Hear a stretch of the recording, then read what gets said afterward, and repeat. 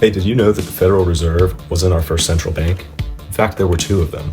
Hi, I'm Gigaqian, and this is part one of my series on the Federal Reserve. Now, in order to understand the Federal Reserve and its functions, you need to know the history. Our first central bank came in 1791, on the recommendation of Alexander Hamilton. This bank would issue stable currency, it would provide loans to businesses, and it would manage the funds of our government, federal government, which Thomas Jefferson and the Jeffersonian Republicans, or anti-federalists, had a big problem with. So after its 20-year charter expired in 1811, it was kaput. They did away with it. Now, just 1 year later, the War of 1812 broke out. Now, whether or not England saw vulnerabilities because of the absence of a central bank, or there were foreign adversaries that saw an opportunity to bring back a central bank for their own personal gains or speculations, is beyond the scope of this because that's conspiracy theory, and I suggest you do your own research on that.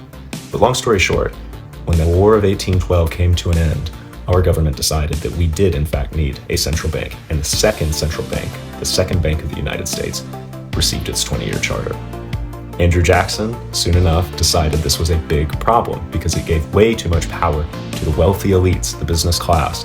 So, in 1836, they voted and got rid of it once more.